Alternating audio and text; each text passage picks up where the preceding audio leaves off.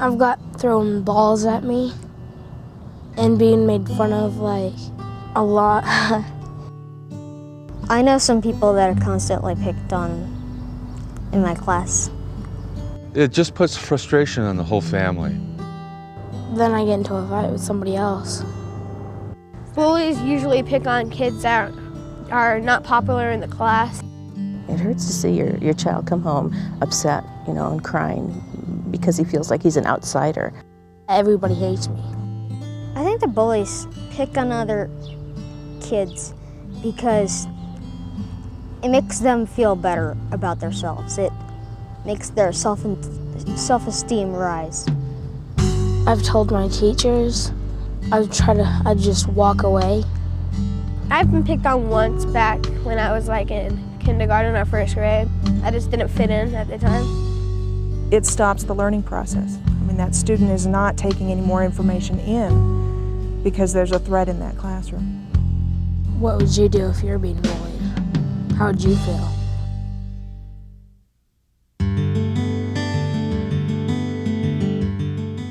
Bullying is really the deliberate and repeated infliction of verbal, emotional, or physical abuse on another person. Bullying is really a learned behavior. Kids aren't born, bullies are victims.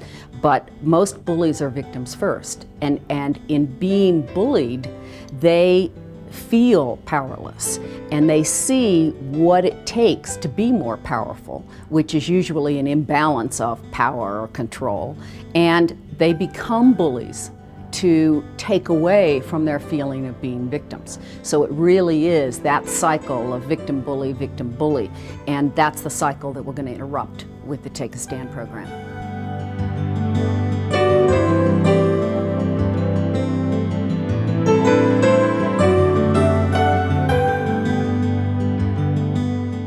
What the Take a Stand program is going to do is really three things. It's going to create techniques, tools for bullies not to be bullies, victims not to be victims, but it's going to create a third group, which are really the advocates. Those are the kids who have the best social skills, the highest self-esteem, are most admired by bullies and by victims, and those kids are going to become the advocates that will change the nature of bullying. The second thing is we're going to really state clearly and specifically bullying is not okay in our community. We're not going to tolerate it, we're not going to accept it, we're not going to look away, and we're going to intervene effectively and quickly with bullying when it happens. And the third thing is we're going to really allow teachers and parents to have a skill level where they know what to do and how to be effective with prevention of bullying, with intervention with bullying. And that also lays the groundwork for reducing the levels of physical and emotional and verbal abuse later, because bullies who are bullies as kids tend to be bullies as adults, and that's really where we see a lot of the victimization of children.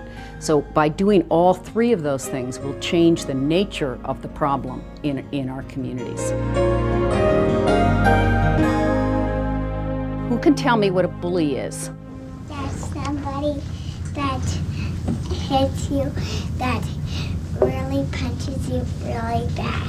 Hitting, pushing, kicking, shoving, pinching, Abusive, destructive, spitting, tripping. Those are mostly physical kinds of bullying, but there are lots of other kinds of bullying. Anybody know some other kinds? How about verbal bullying? What would verbal bullying be? They can call you like nerd and freak and stuff like. Name calling. Yeah. Okay, Paul? They could make fun of you. Very good. teasing, being mean, making fun, bad language, bossy, shouting, cursing. Can you think of some ways that people are abusive emotionally? Natalie? Telling people that they are wearing bad clothes and that. Okay. Belittling people? Yeah. Okay, good. Monica? Gossiping. Gossip, okay. Vincent? They like exclude people from what they're gonna do. Oh, very nice. Exclusion is a powerful form of emotional bullying. Yes? Acting like they're in charge of everything. Exclusion. Talking about acting superior, being mean, not caring, thoughtless, gossip, making fun. What about groups? Do groups ever act like bullies? Karina? Ganging up on one kid. Very good. Riley? Peer pressure. Peer pressure. Is peer pressure a form of bullying? Who has an idea about how peer pressure is a form of bullying? Natalie? They can put a lot of pressure on somebody and that person doesn't like it and they just want to stay home from school and not go to school because of those people. Peer pressure, excluding, making fun, taunting, set up to get in trouble, threats, ganging up on someone, name-calling, pranks. Children by the age of 3 know what bullying is. And where they begin to see it is when another child takes their toy, when another child hits them, when they begin to see aggressive behavior.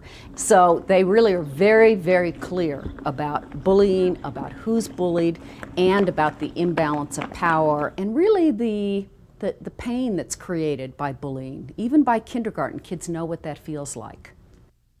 Tell me, how does it feel when someone's mean to you, or when they're a bully to you, or they take something of yours or break something? What do you think, Paige? It kind of hurts your feelings and it kind of makes you cry. Okay. Role play is really the key to the Take a Stand program. Children learn by doing. So books, videos, games, worksheets, all of those things can support what we're trying to do. But children learn by acting it out, by going through the motions. It's very much like learning to ride a bicycle. If I showed you a video of a bicycle, if I came in and did a demonstration, all of those things would give you an idea about how to ride a bicycle. But the only way you learn to ride a bicycle is you get on and you find your balance, and then when it clicks, you got it. And it's exactly the same with this. You know, children need to role play, to try it on in their muscles, to find the words so that it then becomes not a concept but a skill. Anybody know what role play is? Act like you're someone else. Good, exactly. Latoya? It's when you're acting it out. Precisely, acting it out. So that's what we're going to do, because that's how you learn. When you teach role play to kids, it's a very predictable process. So what you want to do is just ask for volunteers and then set up the scenario with them. What you're looking for is for them to have the words, for them to have the body language to be able to act it out. And what happens pretty consistently is the first time you go through the role play, they have the words because they have the concept first. Then the second time they go through the role play, you'll get the body language, the movement that you're looking for. And usually in the third time, it clicks and they begin to put it together. And when you have a group of children, as they role play repeatedly, you begin to see consistency, and the kids in the audience begin to pick up on what we're doing. So the entire group moves along together. But it's important that every child have the experience of role playing during the program. What we're going to do today is we're going to learn how not to have bullies in our school and in our families and in our town. So what I'm going to do is I'm going to have you guys come up here and help me, okay? So first, I'd like Paige and Chloe. Okay, so Paige, you're going to be the bully. Chloe, you're going to be the one that is being bullied, okay? So what I want you to do is walk up to her and say, "You are so ugly." And then Chloe, think about what you're going to do when she says that to you, okay? All right, let's see you do that. You're so ugly. Now, Chloe, what could you say when she says that to you? How about, "That's not nice"? That's not nice. All right, let's see you do that. You're so ugly, I don't like you. That's not nice. Very nicely done, Chloe. Now, how did that make you feel when she said that's not nice? Oh, kind of like I shouldn't do that. Exactly, like you shouldn't do that. Very nicely done. Thank you, guys. This time, What we're going to do is, Michael, you're going to stand over here and turn this way a little bit. And Riley, what you're going to do is you're going to walk from over there, and when you come past him, turn around, you're going to do this. Oh, sorry. Now, communication to be effective needs some elements, okay? So first element, Michael, is you need to look at the person you're speaking to. Second element is you've got to have body language that says what you want to say. So if you're kind of like this, is that powerful body language? No. Okay, so put your shoulders back, stand up tall. That's more powerful body language. And then use language that clearly communicates what you want to say. So do you want to say, don't do that? Don't do that. No, you don't want to say that. There's no power in that, is there? So how are you going to say it? Don't do that. Exactly. Okay, do it again. Sorry. Don't do that. Nicely done. Good job. Role play is really just acting out, going through the motions. And in fact, you know, adults tend to be a little uncomfortable about role play, and they think they don't know how to do it. But we do it every day. You know, we figure out, how am I going to get the dog, the baby, and the groceries in the house all at the same time appropriately? Or we have an issue with our boss. And so we role play, usually in our heads. How am I going to go in the office and approach that, and what am I going to do? But if you think about yourself as an adult, it's most effective when you get with your spouse or with someone else and say, you know, let's walk through this. I got to practice this. And that's what role play is. It's just practicing for life.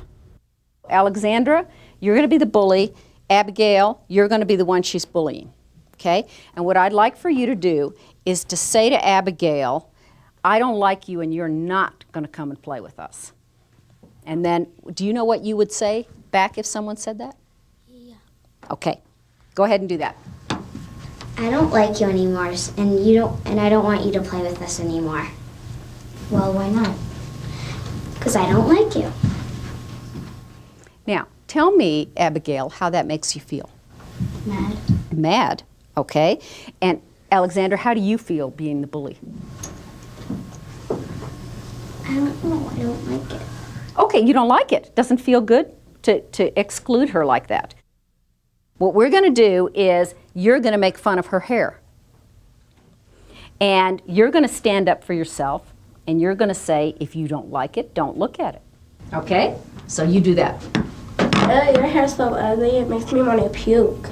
But if you don't like it, don't look at it. No, I'm not looking at it. It just pops out right in front of me. Well, then just look away when you look at it. You just look away. It's your hair. One of the things you need to learn in standing up for yourself is to get yourself out of that situation. So this time, I'd like for you to say exactly what you said and turn around and walk away. Okay? Your hair's so ugly, it makes me want to puke. Well, if you don't like it, then don't look at it. Good, so that ended it, didn't it? Nice, well done, both of you. The real power for social change lies in several things. It's important to provide skills for children who are victimized. It's important to intervene immediately for children who are behaving as bullies. But the real power lies with those children who are neither bullies or victims. Those are the children that we call advocates. They're the kids with the best social skills, the highest self-esteem, the best communication skills, and they're the ones that we teach to intervene whenever they see bullying, to say, this is unacceptable in our community, and we're not going to have it. So they intervene on behalf of victims. They give bullies the message, it is not okay what you're doing, and they then become the power for changing what is acceptable behavior in their individual community. We're going to learn some things that you can do about bullying, okay? And the word for what you're going to learn is being an advocate. Can everybody say advocate? What does advocate mean? Okay, what an advocate means, Chloe, come up here. An advocate is somebody who stands up for somebody else. What's going to happen is, Zoe, you're going to say to Paige, You are so stupid. I am not going to be your friend anymore. Okay. Okay? And Paige, you don't know what to say that Zoe said that to you, but your friend Chloe here is going to be an advocate. And Chloe, you're going to come in and you're going to say to Zoe, that is not nice. And then you're going to take Paige's hand and you guys are going to go and play together. Okay. All right, so let's see if you guys can do that. You are so stupid. I don't want to be your friend anymore. That is not nice. Beautifully done. So what's going to happen, you're going to come and say, can I play? You three are going to say, no, you're too little. Caitlin is going to say, come on, guys, that's not nice. Let's let her play with us. Okay? Let's see you do that. Can I play with you guys? No. You're too little. Come on, guys, let her play. Okay, okay. Okay. Very nice. Good job. So you four are playing together. Can we play with the ball, go and pass it? Yeah, that's an excellent idea. Wow. All right? And then you two are going to come up and ask to play. Okay, go guys. Can we play with you guys? No, we don't like you. No. If that's the way you're going to talk to these girls, then we're going to go play with them. Yeah, come on. Let's go play something. Very nice. Now, boys, how did that feel? Well, kind of sad. Kind of sad. Because we couldn't be back in the game. Right. You got left out of the game because of your behavior, didn't you? Just a minute. Girls, how did that feel to have someone come and be your advocate? Great. Great, okay. Yeah. And girls that were advocates, how did it feel to stand up for somebody? Good. Good. Yeah. Okay. Do you think you could do that in your classrooms or on the playground? Yes. Yeah. What we're going to do is the three of you are friends and Samantha's new in the school. And so you're talking about something. Samantha comes over and she wants to play. And you two say no. And Christina, you're going to be the advocate and say, well, wait a minute. Samantha's new in the school. Come on, let's let her play. Okay? Ready? All right, so come over here, Samantha. All right, you three are talking. Can I play? No. No. Wait a minute. She's new in the school. Come on, let's just play. Perfect. Well done. Good job. Thank you guys very much. You're going to knock his hat off, pick it up, and you're going to play keep away with his hat with the other two girls. How to play that? It's his hat. Give it back. Okay. Yeah. Well done. Good job, you guys. Thank you. The message that we're giving by being advocates is first that bullying is not okay with us and that we're not going to put up with it in our communities and in our schools. The second message is that we don't want to be around people who treat other people that way. And then the third thing is because most bullying happens when there's no one around, or no adult around, if you see bullying that can't be handled by you or by you as an advocate or by your group, what do you think you need to do? Go tell a teacher. Exactly. You need to tell an adult. You need to get help from an adult so that they can intervene and do what you guys weren't able to do by yourselves. One of the things that adults have traditionally done, parents and teachers alike, is to ask kids to work out conflicts for themselves. He's been pushing people around. You know, you guys need to work that out amongst yourselves. The reality is children don't have the skill to work it out. And so it's not been an effective intervention.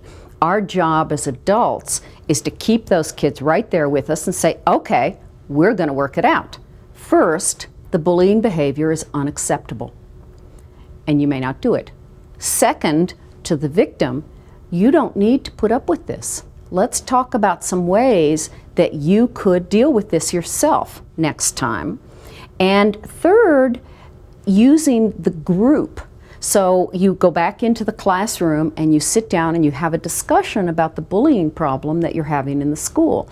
And you then use those advocates to say, when you see this happening, you need to speak up. This is your community as well. And how do you speak up? And let's get up here and let's practice speaking up. And when you really need help, you need to come and ask me for help, and I will help you. Let's have Leslie, Charlie, Luke, and Vincent come up here. First thing, Leslie and Charlie are going to be harassing Luke. Let's say that Luke just got one of these. And he really likes it. And you two think he is just baby stuff for having one of these. So you're going to make fun of him for it. Vincent, you're going to be the advocate. Yes. All right? You're going to walk up, you're going to look at them and say, leave him alone. Then you're going to take his arm and you're going to walk away with him. Remove him from the situation. Okay? That's so stupid. Why do you even play with those little toys? I know, I just want to burn his hair off. Hey, you guys leave him alone. Come on, Luke. Nicely done. Good. Now, Charlie and Leslie, how did you feel having him say that to you? Sort of like outnumbered. Okay, good. Did you feel like you'd been called on being a bully? Yeah. Yeah? Okay, good. Thank you. Good job, all of you. So there are a lot of ways that you guys can stand up for yourselves. You can walk away, you can speak up for yourselves, you can remove yourself from the situation, you can get help. But the most powerful thing that you can do is learn to be advocates for each other. I hate your stupid game. That's not nice to say. Okay. Do you want to play with us? Yeah. Okay. Very good job. Oh, you guys were fabulous. All right, you may sit down. Emotional abuse is something that some children experience at the hands of bullies. Some children experience it with the adults in their lives, and it's devastating. So one of the things that we want to do is teach children how to survive that, how to not internalize that. Do you remember earlier we talked about how people can hurt you with their words? And some people say things that aren't very nice to kids a lot. How many of you have ever had someone say something to you that wasn't very nice that hurt you? Okay? What a lot of kids do is they let it inside and they start believing it and they think it might be true when that's not really the case. So, I want you to pretend, you can stand right back there a little bit, right there, okay? I want you to pretend that these are words that I'm saying to you that aren't very nice, okay? And if someone yells at you and they say stuff that's unkind, does that make it true about you? No, okay. All right, so are you ready? Yeah. Okay, you're stupid, I hate you, you're never gonna get out of this class. Now, how did that feel? How many of you kind of felt that right there in your stomach? I felt like you were saying it to everybody, that just because you were mad at her, it was like making it feel like you were saying it to the whole class. Yeah. Exactly. Good. Okay. And Alexandra, how did that feel to you? Made me really sad. Made you really sad? Okay. Were any of those things true about you? No. No. Okay. Just because someone says something to you that's unkind, that doesn't make it true. And you shouldn't let it in. You shouldn't let those words hit you and hurt you like that. Okay? So I'm going to teach you a great technique to not let those things go inside if anyone ever says unkind things to you. Okay? This time, she's not going to let the words hit her. She's just going to move so that they're going to go by her. Okay? You ready? All right. You are so stupid. You can't do anything right. I can't count on you for anything. Now, did that feel different than the last time? How? I didn't believe in them because I wasn't thinking that I was that. Exactly. Good. Did it feel differently for you guys? How? The words weren't really going straight at her. She was making the words not go straight at her, so she was like ignoring what you were saying. Nice. Very good. Now, Alexandra, step up here just a little bit. If I were someone who were really angry with you, and when I'm talking to you, you're going like this, that probably wouldn't work out, would it? Okay? So you can use your mind's eye, and you can just see the words coming and see them go, okay? And the whole time, if you want to, you can say to yourself, that's not true about me, okay? So this time, I want you just to use that ability you have to see them go past you, okay? Ready? Okay. Alexandra, you are so stupid. You are never, ever, ever going to get out of this grade. Did you let him in? Great. How did that feel? Good. Yeah. So, if somebody says stuff to you that's meant to be hurtful, do you have to let it hurt you? No. Awesome job. Thank you, Alexandra. One of the groups of kids that we see are kids who are automatic bullies. They're responsive bullies. So if someone gets in their face, they're automatic in their striking back. And those children we want to work with quite specifically in the program and talk about choice. That when you respond automatically, you don't have a choice. And one of the exercises that we do with them is actually giving them a role-playing experience of not responding automatically. How many of you can tell me what a choice is? Riley, what's a choice? When you have to make a decision between one thing or the other, and I sort of had to do that today. Okay, good.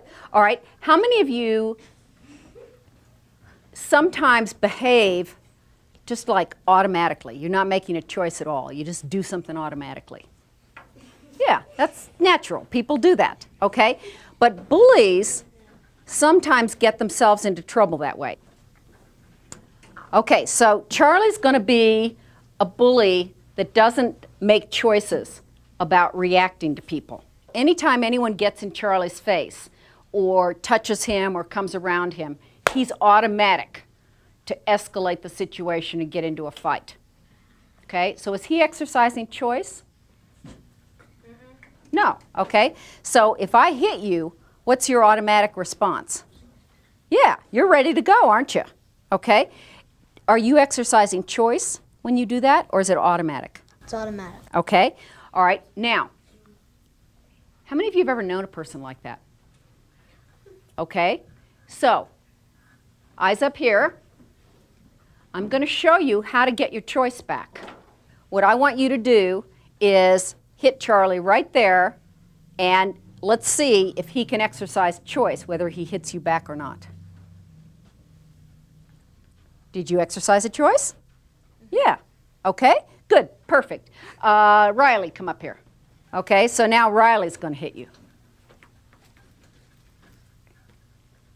Did you exercise a choice? Good. So does he always have choice? Yeah, he always has choice. Good, thank you. Most of the time, the stuff people do to hurt you isn't physical, is it?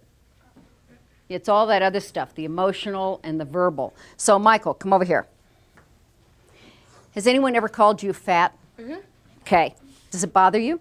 Yeah. Yeah? Okay. Do you have choice about that? Uh-huh. Okay, so let's find out.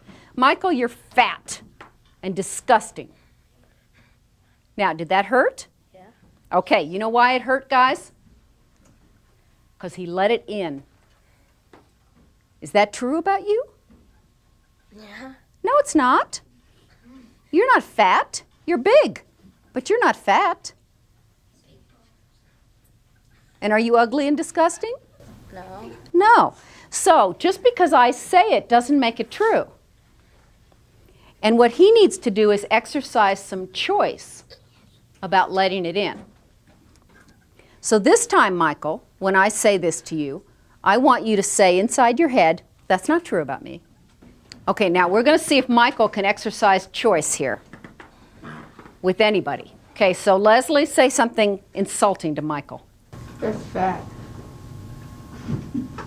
Did you let that hurt you? Mm-mm. Good, okay. Monica, come up here. Okay, say something insulting to Michael. You're fat and ugly. Did you let that in? No, I'm laughing about it. Okay, good. All right, Emily, come up here. Insult him. Your hair is so ugly. Good, okay. Did you let that in? No. No? Okay, is it painful? Okay, good. Natalie, come up here.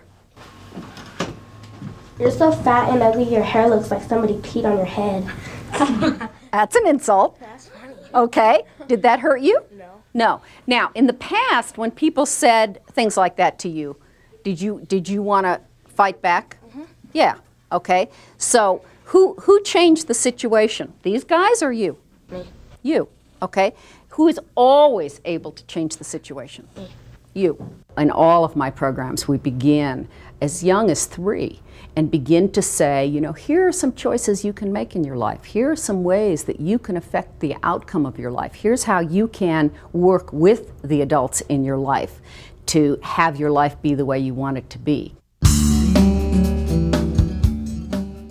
How many of you think that your parents know when you have a problem? You know part of why you guys think that? Because parents say things like, you know, I can tell what's going on for you. I can see by your face what's going on. We cannot read your minds. So the only way your parents know you have a problem is if you do what? Tell them. Tell them. Exactly. Don't wait for them to figure it out. Don't make them guess. Just get their attention and tell them, because that's the only way they can help you. I want to pretend that I'm your mother and you're upset enough about what has been said to you that you want me to help. Okay? So I'm going to be reading a really big book. And what you need to do is tell me that you have a problem you need some help with. Mom, I have a problem I need some help with. Okay. These kids at school, they keep on bullying me. That's nice. Am I listening? No. No. So, how will you know if I'm listening? Alexandra? She'll be looking straight in your eyes. Right. I'll stop what I'm doing and look at her. So, you need to get me to do that first. Mom. Yeah. I got a problem that these kids at school, they keep on bullying me. Okay. Mom, but I need your help. Can you stop reading the book so you can help me? Good. You asked for exactly what you needed. Okay. Now, tell me again. Mom, I need some help with school because these kids at school, they keep on bullying me. Okay. Have you told the teacher? No. Okay. Would you like some help telling the teacher, or you want to tell her yourself? I want to. Okay. I'll make an appointment. We'll go down. Okay? Awesome. Good. Thank you for telling me, LaToya. What's the word for standing up for someone else? Exactly. And what does it mean to be an advocate? Stand up for somebody. Exactly. Raise your hands if you think you could be an advocate. I really could. Good. Okay, so what I want you to do is go home and be advocates. In your classroom, where else could you be an advocate? At your house. At your house? Where else? Outside playing with your dog. Yeah, okay. Your school. Your school, good. You're going to do it at home and at school and in your neighborhood. Because you got to go out and teach everybody else about being advocates, don't you? Bullying behavior needs to be dealt with quite concretely and quickly. Bullying should not be overlooked. It should not be excused. It should not be held as something that has always happened and will always happen. It is a form of abuse, and we need to address it as such. So we need to confront bullying when it happens. Even at the earliest stages, we need to recognize unkindness when it occurs and give kids the message, that's not okay, that's hurtful, you can't do that. Children really need to develop their empathy about how it feels to be on the outside. And all children are on the outside at some point in time. You know, so one of the things we can do in working with them is remind them of a time that they were on the outside and how it felt. And the other thing that we need to remember about bullies is that they were victims first. And so the bullying covers up the lack of self-esteem, the lack of self-confidence, the fear, the anxiety, the depression that is really underneath the bullying behavior. The Take a Stand program is really going to be a tool for teachers, for parents, and for kids to begin to change the environment, to change the acceptance level of bullying. And one of the things that's really critical to me is that they view it as a tool, that they view it as a starting point to take all the materials and all the ideas and begin to implement them, to begin to play with them and talk about them in their classroom and to really build on them. Because from this program, teachers will come up with fabulous new ideas about how to augment the program, how to make it real in their classrooms. So this is a starting toolbox to change the environment of bullying in this country.